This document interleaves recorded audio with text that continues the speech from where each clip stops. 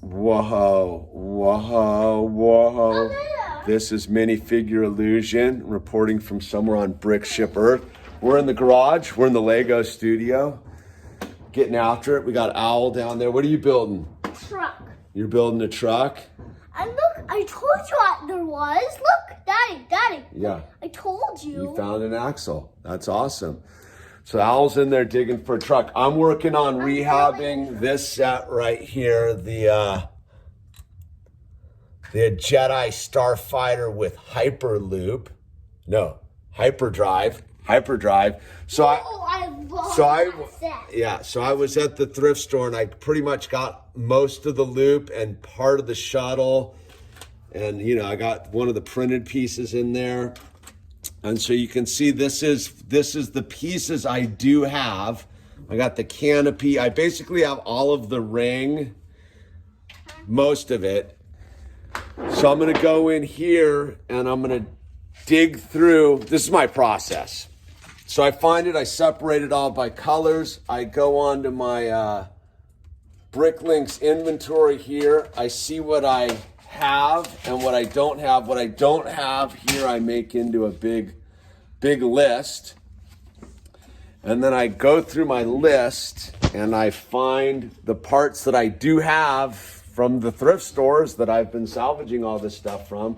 I find the parts I do have, and then I kind of see what I don't have and kind of make an assessment on what it would cost on Bricklinks and see if it's worthwhile. And if not, I'll just keep it all organized in this bin and wait for parts to accumulate over time, because I found that seems to happen a lot. So my first step is to just go through, this is my first list one, go through everything here to see what I do and don't have. And then I'll have a good assessment of what I need to order from Bricklinks and see if it makes sense to order all that stuff. And if not, I'll just hold back. So here we go on this, rehabbing the, what is this thing called? The Jedi Starfighter with Hyperdrive. And it's Dad, is Hyperdrive a good guy?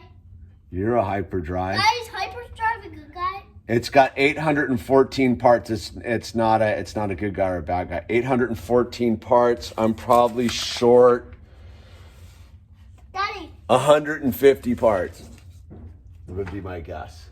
There you go. All right, you keep building your truck, son. I'm gonna collect parts. Yes.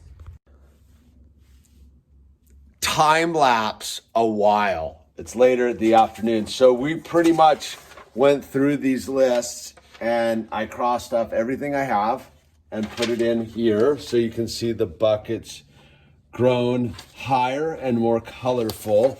I had a majority of pieces and we got through most of it. I'm missing a couple like really important pieces. Like I have these big wheels for the Hyperloop engines or whatever. So there's a fair amount of pretty good pieces. So what I do now is I have a main book, like a main book I keep, like my Bricklinks book. So what I'll do is I'll take this, I'll go into my Bricklinks book and I'll set up a page for this and I'll just write down all the pieces I have and I divide them all by color and part number. And then what I do is I have my big book, and when I go in for a Bricklinks order, because you never know what you're going to get on any given Bricklinks site, I will go in and start digging on something, and I will, when I get into that Bricklinks site, I probably will only be able to get a certain amount of pieces that I need for any given set that I'm looking for. So I'll get that and to augment the order, because where the overhead comes with Bricklinks is the shipping, right? So it's going to cost $5 shipping.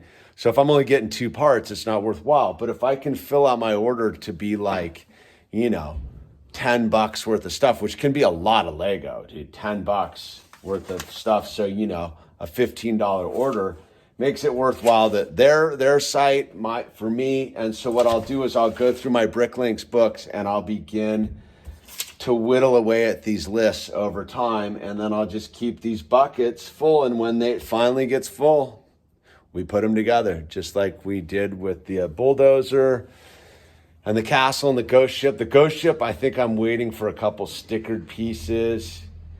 And sometimes I'm not that concerned about getting the minifigures. Like, I don't have any of the minifigures for this, but I'll go in and see what the cost is on the minifigures. And if it's not much, or I can part them out, I'll go that route. But yeah, so that's, here we are on store salvage. And so at this point, I think the store salvage on this was about, if I pulled this off, let's see, what does one of these things cost? That's always what's interesting. What does one of these sets cost?